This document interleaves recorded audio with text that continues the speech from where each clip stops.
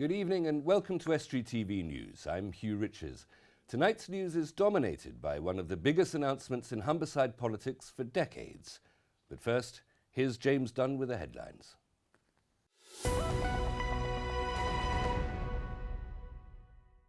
Hello, in the headlines today, Grimsby's MP announces his retirement and Christians in the town make a leap of faith, or a walk at least. Grimsby's long-standing MP Austin Mitchell has announced his retirement at the end of this Parliament in May next year. He's been fighting Grimsby's corner at Westminster for 37 years, but at 80 years old believes it's time to make way for someone new before the next election. While I'm not weary of the job, in fact I still find it very exciting and interesting. I think it's time to hand over to somebody younger who can bring a new vigour, new ideas and a new personality. So this will allow time for a decent transition and for the selection of another candidate. I hope there'll be lots of applicants. I hope it'll do a big thing for tourism in Grimsby, bringing thousands of people in to stand for the seat and spend some money in the town. But I have to accept that it's a bit isolated and it's not part of the political nation and swing. We're centred in London and Westminster. But I hope we should be able to select a good candidate for Labour, and I hope that candidate will win. A Grimsby College is to build a new £430,000 annex that will provide a brand new kind of facility for disabled people in North East Lincolnshire. Linkage Community Trust is to use the money for a two-storey extension with purpose-built wet rooms and physiotherapy facilities of the like not currently available in the area. The college aims to give people with mental disabilities real employment prospects, and it is hoped that the new wing will help them provide the same opportunities for people with physical disabilities. It means that for the first time Grimsby and the wider area will actually have its own dedicated facility for education for 16 to 25-year-olds who have physical disabilities as well as learning difficulties. And that's a great breakthrough for the area. And thank you to the Education Funding Agency and to North East Lincolnshire Council for supporting the project. We've got a big grant. We can build a very large footprint addition to this building that will allow people to carry about their daily lives and access education in a way that they've never been able to before. A Grimsby man who embarked upon a one-man crime spree last Sunday was charged with 6 offences in court yesterday. Carl Smith, 25 of Lord Street, was caught after he crashed a stolen vehicle he was driving in North Thoresby on April the 13th. Yesterday he was charged with burglary on Briggergate, Grimsby, aggravated vehicle taking, driving without a licence or insurance and burgling Blossom Way Sports and Social Club in Immingham all on the same day. He was also charged with another offence of possessing cannabis on March the 10th. A new vintage bus will be just a ticket for visitors to the Humber Bridge Market this spring. The bus is to run on the first Saturday and Sunday of every month between the Humber Bridge Country Park, Barton Town Centre and Hessel Town Square from May the 3rd. It will cost £2.50 with £2 concessions, and organisers hope it will be a novel way to get to the famous Humber Bridge Farmers Markets on the first Sunday of every month. Hull's Olympic gold medal winning boxer Luke Campbell has announced he's taking a break from competing after his father was diagnosed with cancer. He said it's only right to be with his family at this difficult time, which has made it hard to focus on training. It means he won't feature in this Saturday's scheduled televised Matchroom boxing show in Manchester. Finally, it's a chance for Christians to show their faith to all, and this year people can do it in Grimsby. The Good Friday Walk of Witness has been done in Cleethorpes for many years and used to take part in Grimsby too, but for the last 2 years it hasn't happened. However, Churches Together have resurrected the tradition, and tomorrow they'll make their way from St Mary's on Heneage Road to Freeman Street Market. Churches Together want to invite Christians from all churches to join them. We haven't had a Walk of Witness in Grimsby now for about a couple of years. But churches have done other things, and but we thought this year, especially for the East Marsh, we would like to, put one on, and so we've invited the churches in the area to come along and be part of this, and then we are hoping to have hot cross buns on Freeman Street Market, all organised, and a short service at the end of the Walk of Witness. That's all we've got time for. I'll see you next time. As we've just heard, Austin Mitchell has announced that after 37 years as Member of Parliament for Great Grimsby, he'll be standing down at the next general election. Having been a television journalist and an academic, an expert on New Zealand and, of course, the fishing industry, Austin Mitchell won a by-election for Labour in 1977. Before I talk to him, here's an extract from a short film he shot in Westminster.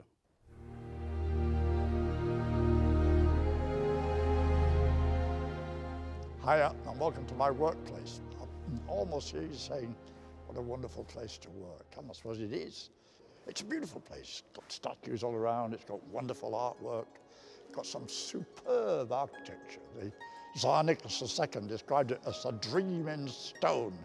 But believe me, it's hell to work in because it's also got hundreds of rooms, got miles of corridor. We spend so much time dashing from one meeting to another. It's almost an exercise gym. You've just got to get about so much. It was built really as a kind of gentleman's club, a cathedral of empire. Now there's no gentleman here anymore. Well, there may be a few in the House of Lords, I don't know, I don't check very often. What it is now is a legislative factory, churning out legislation, granting the money to government, and that's hard work. It's become tougher and harder and a full-time job, which it never was before. But it's carried on in this wonderful decor. It's not an easy job being an MP, and it's particularly hard being MP for Grimsby because the job is in fact getting tougher. There's not only the 2 days a week driving up and driving down to Grimsby and back, but there's now all the select committee work, which is pretty hard and there's a lot of energy. The fact is, I'm getting old. I shall be 80 this year. That's a bit old to carry on doing this job. It's time, I think, to hand over to somebody else. A new MP can bring new energy and new ideas and a new drive to the job, which is why I'm making this announcement now. What I intend to do is retire in 400 days or so in May 2015 when this Parliament comes to an end, and then hand over to somebody else, who a new MP, who I hope, of course, will be a Labour MP, because that's what Grimsby needs. I shall regret going. It's a sad occasion. It's been a wonderful party, a wonderful town to represent, and I've been doing my best and having a wonderful time doing it. But it's time to go, and I've got to recognise that fact. And I'm very happy to say I'm joined by Austin Mitchell now. Austin, why now? Well, it's the only real time. You've got to be announcing this in advance of the election. The election is be May next year. Parliament will end presumably about the start of April or the end of March, something like that. And it's necessary for a new candidate, and I hope it will be a Labour MP after the election, as it was before, to work their way in and to get to know the place, get to know the problems, get to know the people. So it'll be time for a decent handover. I want to make it clear, though, that I'm not going because of any disillusionment with the Labour Party, because the Labour Party is more than ever necessary, given the scale of this government's austerity and cuts, nor any disillusionment with Ed Miliband. He's fighting the election on the right issues. That's the effect of all this on ordinary people, defending the people against the plutocracy.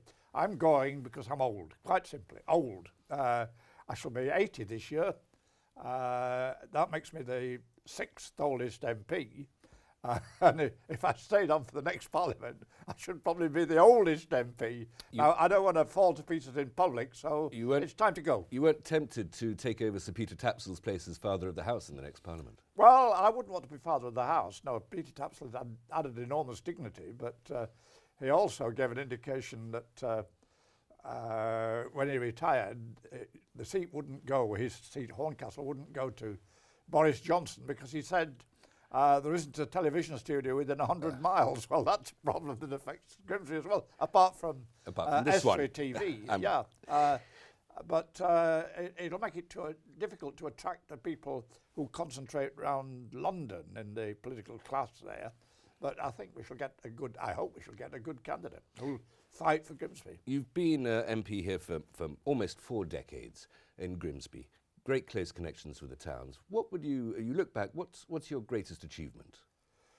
Well, I think the greatest achievement was getting compensation for the fishermen who lost their jobs in the end of the Cod Wars in 1976. It was a long struggle, but eventually we got them both redundancy and compensation for the loss of jobs.